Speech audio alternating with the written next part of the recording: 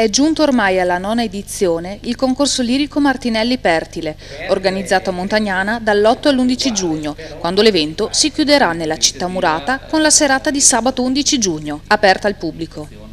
Cristian Ricci, direttore artistico del Laboratorio Lirico del Veneto, è orgoglioso dei numeri di quest'anno.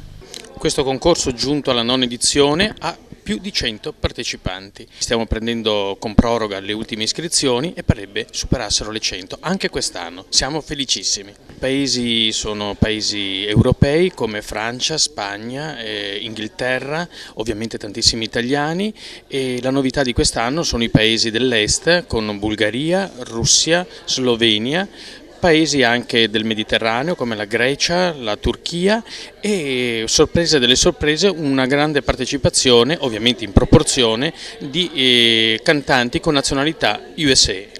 Questo ci riempie il cuore di gioia, anche perché sono voci che noi abbiamo già premiato, quelle americane, con il secondo posto di Elizabeth Steven 2 anni fa, che sta cantando in tutti i più grandi teatri italiani ed è uscita dal nostro concorso. Siamo veramente molto contenti. Presidente di giuria sarà anche quest'anno Bruna Baglioni, presente nella giuria del concorso lirico sin dalla prima edizione. Mi sento oramai una figlia adottiva di questo posto e ho piacere, anche perché questo concorso è sempre cresciuto, e quindi mi sento anch'io legatissima e ho piacere che da tutto il mondo quest'anno vengano i giovani cantanti.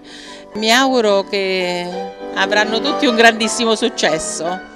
Molte le voci che hanno evidenziato l'importanza di un concorso canoro di così alto livello per la lirica italiana. Il valore di questa manifestazione si esaurisce ovviamente nel concorso, che già di per sé è un fatto importante, come ha giustamente sottolineato Cristian Ricci. La continuità è una caratteristica positiva, diciamo in un certo senso la caratteristica positiva di questo concorso. Ne ha altre, ma questo è molto importante. E il laboratorio è un master amplificato, vorrei dire, dove c'è di tutto di più dal punto di vista dell'insegnamento. Io ho assistito a qualche lezione e devo dire i risultati sono notevoli. Naturalmente molto sta poi negli allievi, nell'applicare gli insegnamenti e nel far fruttare quello che ricevono, ma c'è molta buona volontà. Mi sembra che sia positivo nel senso di ricreare nel teatro lirico un elemento di affermazione per l'Italia nel mondo. Questo è molto importante. Lo trovo molto interessante, prima di tutto per la qualità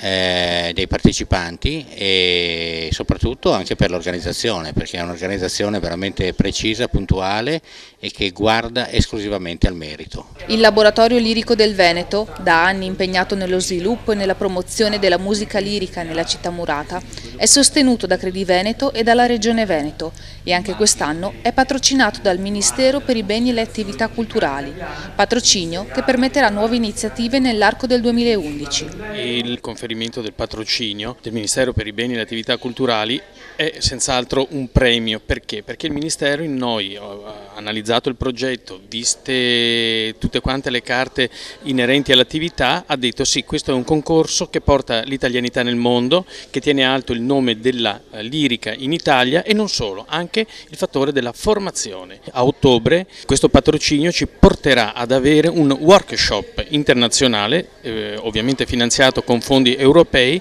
per cui 25 membri di associazioni europee verranno a Montagnana a vedere il modello del laboratorio, a viverlo con i nostri giovani, e sarà un'esplosione straordinaria, perché avremo i giovani nostri qui del laboratorio, che saranno più di 20 in una sessione di laboratorio straordinaria, che confezioneranno tutte le lezioni e i concerti per queste persone che vengono da tutta Europa. Quindi sarà una festa montagnana a Montagnane in ottobre, tra settembre e ottobre, meravigliosa. Ma la lirica in Italia che futuro avrà?